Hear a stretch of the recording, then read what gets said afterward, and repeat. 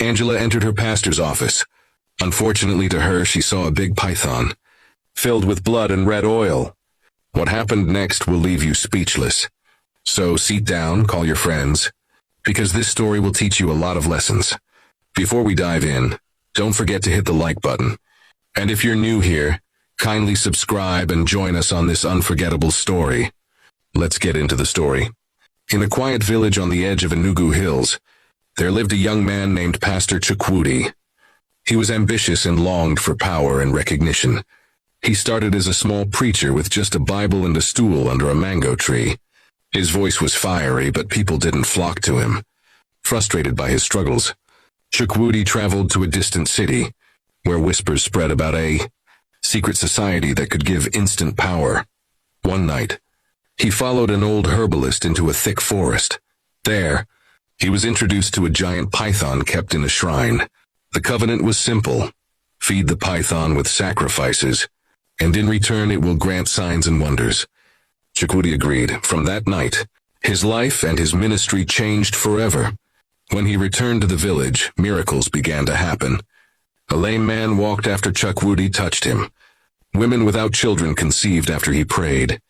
He spoke prophecies that came true because the python whispered secrets into his ears at night. Within months, his church became the largest gathering in the region. Thousands came every Sunday. Politicians knelt before him. Market women brought offerings, and villagers declared, "Surely this is a man of God." Pastor Chukwudi was generous. He built a borehole for the community, shared rice and oil during Christmas, and even paid school fees for some children. But behind his generosity was the python's instruction: the more they love you, the more their destinies belong to me. At night, he returned to his office where a hidden chamber was dug beneath the floor. There in a clay pot the python rested. He anointed it with palm oil and goat's blood. Each time the serpent's eyes glowed, and new power flowed into his hands. A young man seeking breakthrough was told to kneel. The pastor laid hands, prayed in tongues, and gave him anointed oil. The man left happy, but in the spirit realm, his destiny was swallowed by the python. A barren woman was told to bring white cloth and eggs. After the ritual, she conceived, but her child was spiritually dedicated to the serpent. Many youths received prophecy about success, but within years they were enslaved in poverty while the church grew richer. Nobody knew that every counseling session was actually a spiritual exchange. Pastor Chukwudi gave freely: bags of rice at Christmas, scholarships for children, boreholes and water for villagers. They adored him. Whenever anyone questioned his power, the crowd shouted, "Touch not the anointed. He is a true man of God." But in secret his office was a chamber of darkness. At midnight he descended into a hidden underground room. There, the python whispered secrets, gave visions, and demanded sacrifices. Angela, a prayerful young woman, kept having dreams of a serpent coiled in her village church. She told her mother, but nobody believed her. "Stop accusing the man of God," her mother warned. Angela fasted and prayed. In her dream again, she heard a voice: "Go and you will see." Angela finally visited for counseling.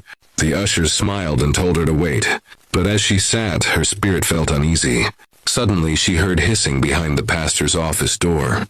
Drawn by divine boldness, she opened it. She froze.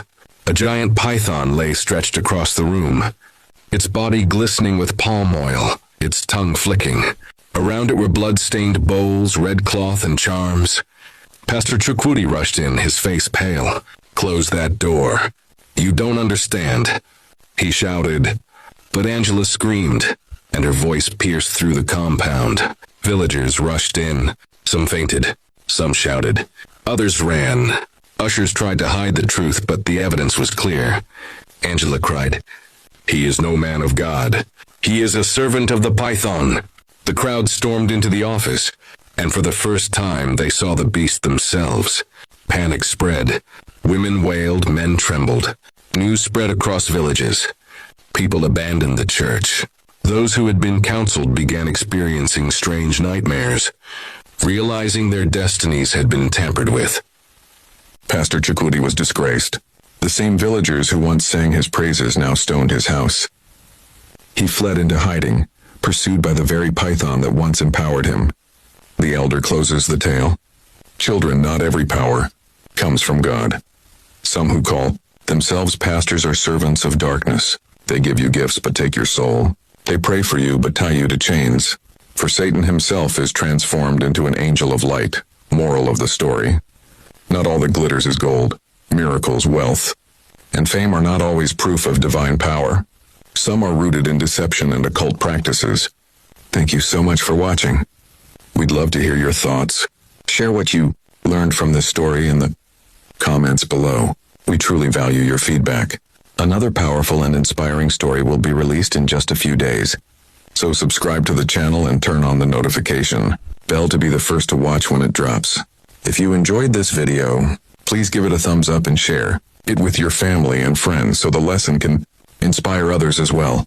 Thank you once again for being part of our community, and God bless you richly.